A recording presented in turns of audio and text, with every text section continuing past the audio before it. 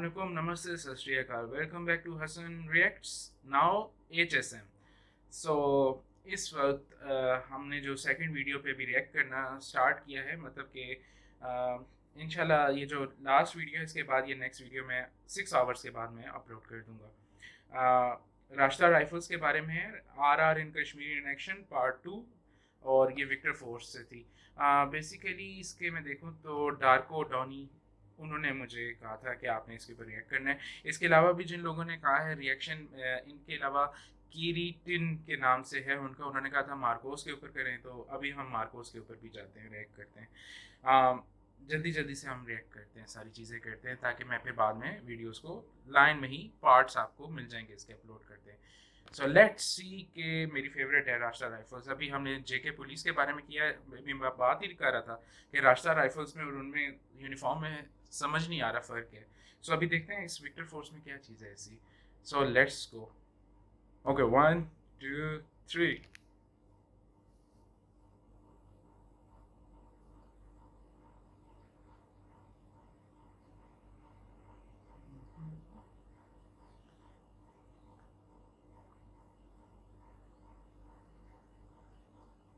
Okay, ये भी AK-47 हैं। हाँ, अब ये यूनिफॉर्म जो है ये मुझे याद है, राष्ट्र राइफल्स की है। ये तो लेफ्टिनेंट का वो था, एज ज़्यादा इनकी लग रही थी। ओके।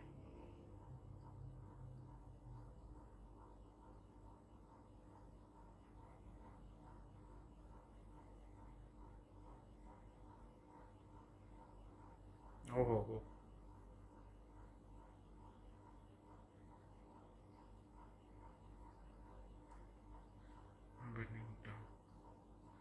ये बहुत अजाब है, ये स्कूल्स को जो बर्न डाउन करना, ये पता नहीं इन गधों को कहाँ से इस्लाम का नाम जो है वो बेड़ा गर्क करते हैं। इस बारे में इस्लाम प्रमोट करता है स्कूल्स को, और ये लोग जो है बर्बाद करते हैं।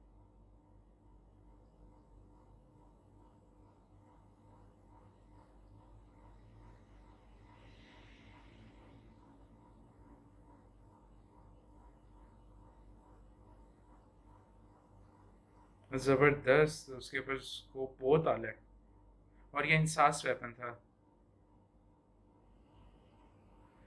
ओके, ये क्लोज क्वार्टर के अंदर बहुत बड़ी गन है ये AK-47, इनके पास छोटी होनी चाहिए क्लोज कॉम्बैट के लिए जो है। ये इंसास वेपन है। Civilian evacuated during encounter with militants. रक्षक। ओके, ये ना मुझे जिस तरह ये फायर कर रहे हैं, ये मुझे रशियन स्टाइल याद आ गया। अभी मैंने एक डॉक्यूमेंट्री देखी थी रशिया की भी, स्पेटनास की, बिल्कुल वही चीज़ है। Okay, night vision. हाँ, ये मेरा फेवरेट है, ये बैटलफील्ड में भी था, बैटलफील्ड 2 या 3 में। ओरिजिन भी बता मुझे, इस कंट्री कौन सी ओरिजिन है इसका।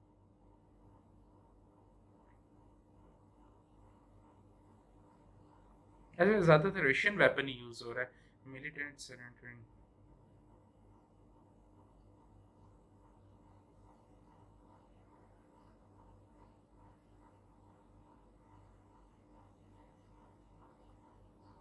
मिक्सचर है उसका, स्नाइपर्स का और AK-40। कूल।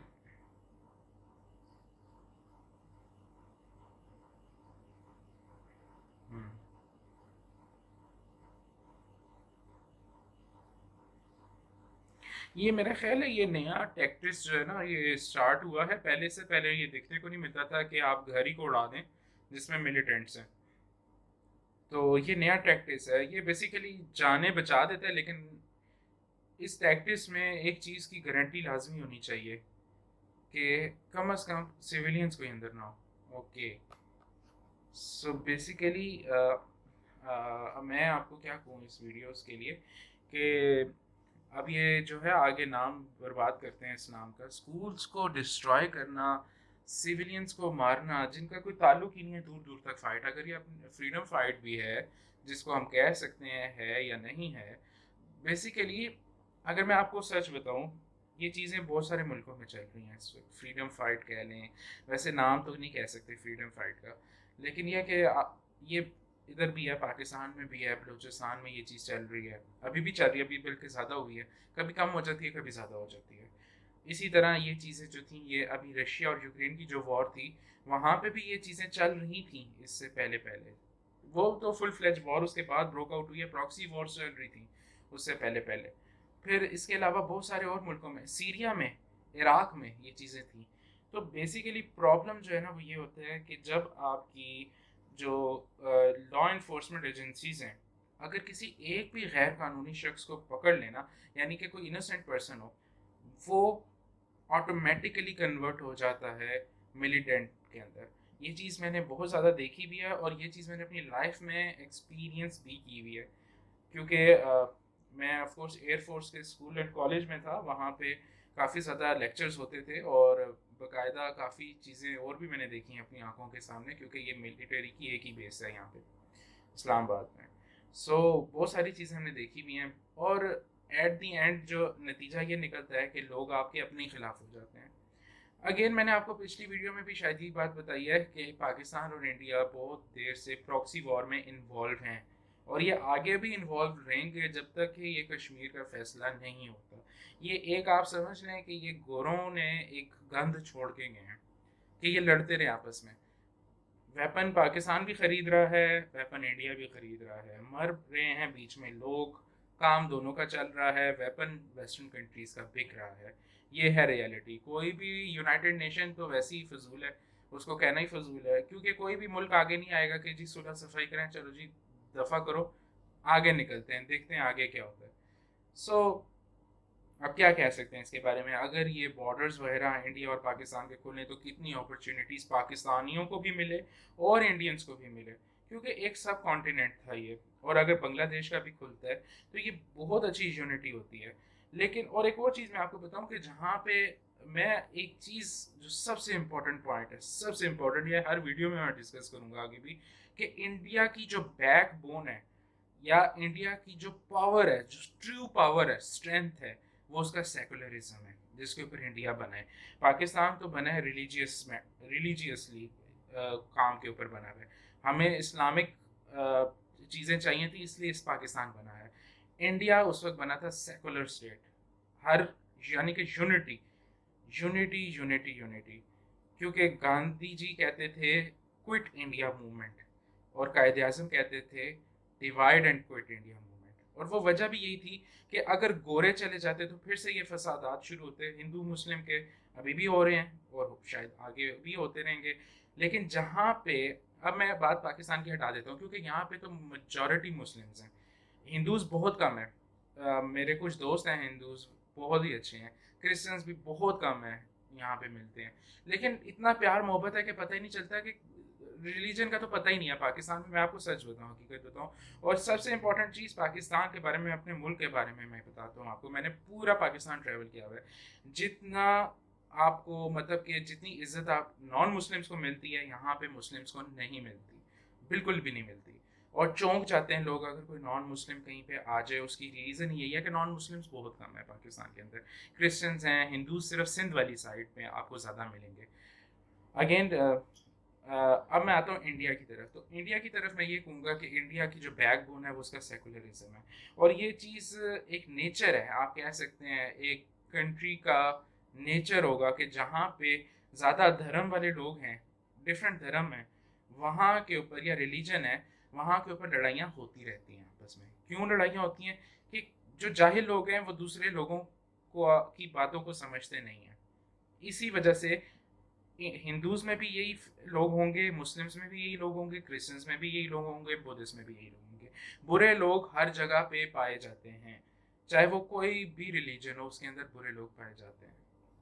सो ये बस ये है कि इंसानी जान का कोई ज़िया ना हो, यानी कि कोई मर्डर वगैरह ना हो। बाकी इस तरह की चीज़ें चलती रहती हैं और उस मुल्क में ज़्यादा होती हैं जिस मुल्क के अंदर आपकी जो माइनॉरिटीज़ हैं, आप कह सकते हैं, उनकी तादाद ज़्यादा हो। आप पाकिस्तान से ज़्यादा मुसलमान इस वक्त इंडिया में हैं। इसराइल का हाल आप अपने सामने देख लें, दोनों लड़ते रहते हैं। क्यों? मुस्लिम्स भी ज़्यादा हैं, ज्यूज़ भी ज़्यादा हैं।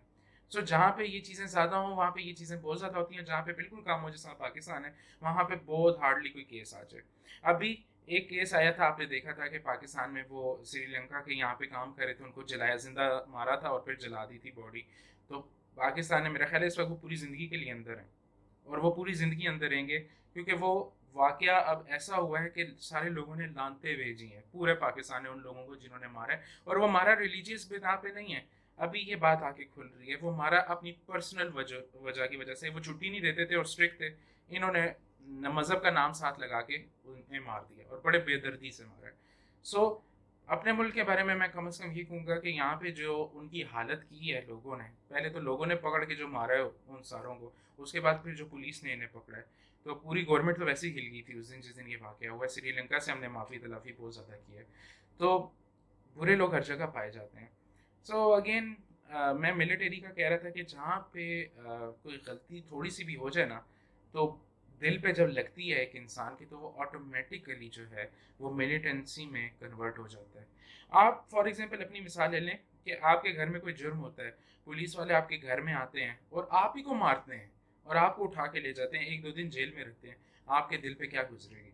ये मेरे दोस्तों के साथ हुआ है, तो मैं ये बात कर रहा हूँ। हालाँकि काफ़ी हम लोग ठीक-ठाक फैमिली के थे वो, लेकिन उसके बाद फिर माफ़ी तलाफ़ी हुई और फिर जाके जो है वो गुस्सा जो है ठंडा हुआ। तो ये जो गुस्सा है ना, इसको ठंडा करना बड़ा मुश्किल होता है। सो वॉर क्राइम्स हर मुल्क में होते हैं। अमेरिका जो है वो सबसे बड़ा वॉर क्रिमिनल है सब दुनिया का। उसके बाद जो ये वेस्टर्न्स हैं ना, ये सबसे ज़्यादा वॉर क्रिमिनल्स हैं। हमारे जो एशियंस हैं, हम इतने ज़्यादा वॉर क्राइम्स नहीं करते। लेकिन ये है कि ये सबसे ज़्यादा करते हैं और सबसे ज़्यादा ढोल भी पीटते हैं जी हम लोग, पता नहीं जस्टिस की क्या-क्या चीज़ें। सो एनीवेज़ अच्छी लगी है वीडियोज़। मैंने राष्ट्र राइफ़ल्स के हवाले से बहुत सारी डॉक्यूमेंट्रीज़ जो हैं वो कवर की हैं। और मेजर गौरव आर्या की भी एक थी, उसमें ठीक-ठाक तरीके से बताया था राष्ट्र राइफ़ल्स का। बहुत अच्छी वीडियोज़ थी। तो मैंने काफ़ी सारी वीडियोज़ जो है ना, मतलब मुझे इन्फॉर्मेशन ठीक-ठाक है राष्ट्र राइफ़ल्स वगैरह की। सो अगेन इंशाल्लाह मिलते हैं आपसे नेक्स्ट वीडियो के अंदर। मैं पूरी कोशिश करूँगा कि हर रोज़ अब 2 वीडियोज़ लगाऊँ, लेकिन मुझे लग रहा है कि शायद ये पॉसिबल नहीं है, इसलिए मैं प्रॉमिस नहीं कर रहा, प्रॉमिस करना बड़ा गुनाह होता है। प्रॉमिस नहीं कर रहा, मैं पूरी कोशिश करूँगा। इंशाल्लाह आपसे मुलाकात होती है नेक्स्ट वीडियो में। थैंक्स अ लॉट, कमेंट कीजिएगा। अल्लाह हाफ़िज़।